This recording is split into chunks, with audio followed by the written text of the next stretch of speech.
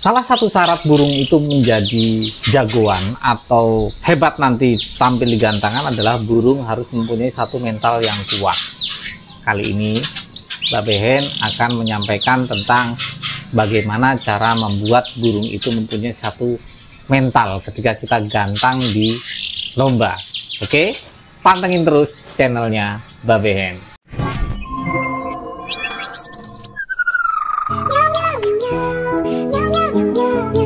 Assalamualaikum warahmatullahi wabarakatuh.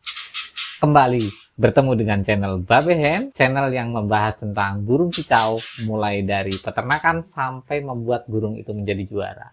Oke, Bolo. Ada beberapa pertanyaan dari para bolo-bolo kicau mania, terutama beranjangan ya. Bagaimana kita menumbuhkan mental burung itu agar berani bunyi di gantangan atau berani bunyi gacor di rumah. Nah, ada beberapa terapinya. Dulu Mbak Behen pernah menyampaikan tentang video burung yang harus kita perhatikan ketika kita mau membeli burung, ketika burung itu mau kita gunakan untuk lomba. Nah, itu sudah ada di videonya Mbak Behen. 3 syarat. Yang pertama, burung itu harus cerdas, burung volumenya harus dahsyat. Yang ketiga, burung itu harus sehat fisik. Nah, ini yang tidak kalah penting adalah bagaimana cara kita menumbuhkan mental. Karena mental burung itu bisa dibentuk, Bolo. Cuman pembentukannya memang harus dari kecil. Kalau kita mendapatkan burung yang sudah tua atau sudah berumur usianya, kemudian kita latih mentalnya, itu agak kesulitan, Bolo. Ibaratnya begini. Ketika kita analogikan dengan manusia, kalau manusia itu sudah besar, mentalnya memang bukan pemberani, maka untuk menjadikan dia menjadi pemberani, itu prosesnya terlalu panjang. Bukan tidak bisa, tapi prosesnya terlalu panjang. Karena mental itu karakter. Karakter itu bisa dibentuk dari kecil. Kalau membentuknya dari besar, kesulitan kita membentuk. Begitupun juga burung, Bolo.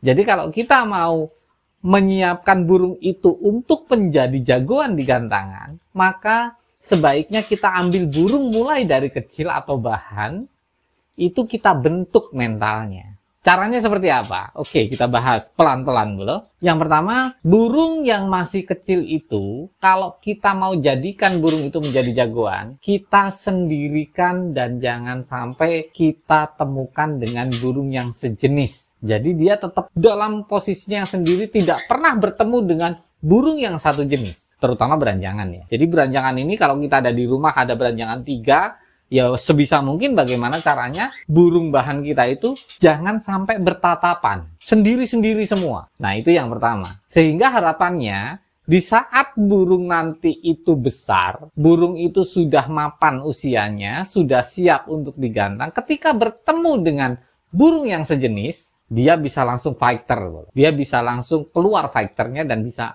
langsung tarung gitu. Nah, itu cara pertama. Kemudian cara yang kedua, terapinya juga. Terapi yang kedua, itu burung kita ajak jalan-jalan, kita ajak main. Bagaimana caranya? Kita ajak burung itu main ke tempat teman-teman itu yang memiliki burung beranjangan juga atau burung yang satu jenis yang sudah gacor, tapi hanya diajak main dalam posisi kerodong dan tidak dibuka kerodongnya. Jadi kita ajak main ke sana, kita cantelkan, kita dekatkan atau ya agak berjauhan lah, agak berjauhan sedikit. Yang penting burung kita tidak melihat burungnya teman kita itu, hanya mendengar suaranya saja. Hanya mendengar suaranya saja. Kita pantau nih, dia mau nyaut atau tidak. Kita pantau terus, kok burung kita mau nyaut nih. Ketika mau nyaut, kemudian kita jauhkan dalam posisi yang tidak bertatap muka.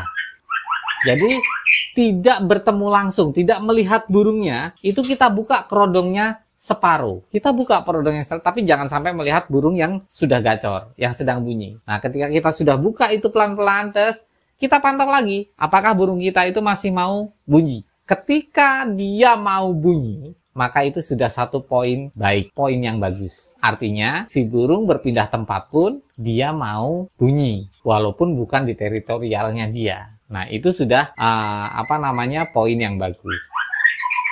Terus cara yang selanjutnya, selain main di tempat temen yang punya beranjangan, karena itu kan cuma satu ya mungkin ya, kita ajak main di tempat kontes atau di tempat lomba.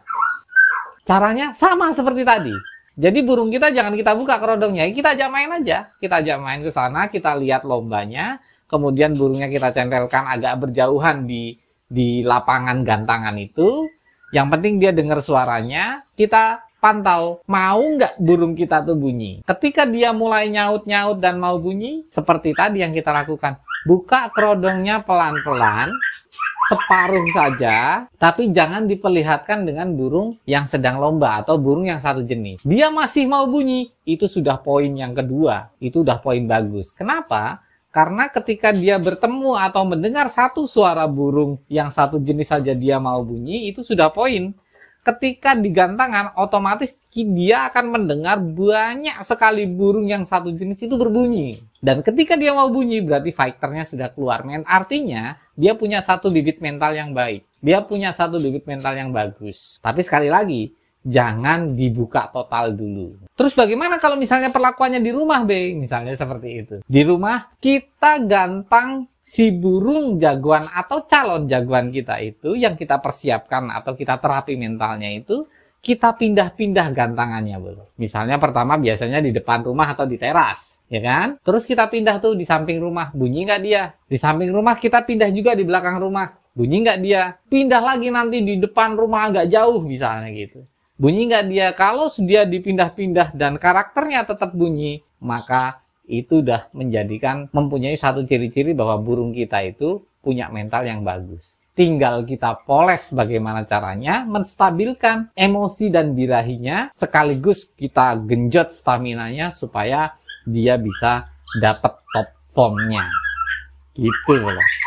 Nah itu adalah salah satu terapi mental. Karena mental itu selain juga bawaan, ketika kita mau membentuk mental burung itu, harus kita bentuk mulai dari kecil. Seperti tadi Mbak Behen sampaikan, analoginya ketika manusia kalau sudah besar, kalau kita genjot mentalnya juga agak kesulitan. Tapi kalau kita bikinnya dari nol, dari bahan, tergantung kita membentuknya. Cuman satu, saran Mbak Behen, jangan dulu digantang sebelum usianya betul-betul masuk. Berapa sih usia ideal untuk burung beranjangan ketika kita mau gantangkan? Biasanya paling tidak 2 kali mabung. Karena kalau masih 1 kali mabung, lepas mutasi atau baru mabung pertama, itu masih terhitung burung muda sekali. Kalau kita gantang dan kemudian mentalnya drop, nah itu sangat sulit untuk mentreatmentnya kembali, untuk menjadi mental yang bagus. Karena apa? Kalau sudah terlanjur dia itu drop mental, kesulitan kita untuk menumbuhkan mentalnya kembali. Jadi kalau kita gantangkan dan dia drop mentalnya, dia langsung stres, suatu saat kita digantang lagi dan ditembak lagi sama burung yang sudah tua, kalah mentalnya ngedrop, ya itu yang terjadi. Kita akan mentreatment mentalnya itu akan lebih sulit. Gitu, Bala. Mudah-mudahan bermanfaat. Jangan lupa subscribe, like, komen, dan share di channelnya Mbak Behen. Supaya Mbak Behen lebih semangat untuk memberikan edukasi, pengalaman, dan berbagi ilmu sama bolo-bolo kicau mania. Kurang lebihnya mohon maaf. Salam sehat satu hobi, kicau mania berkah untuk kita semua. Assalamualaikum warahmatullahi wabarakatuh.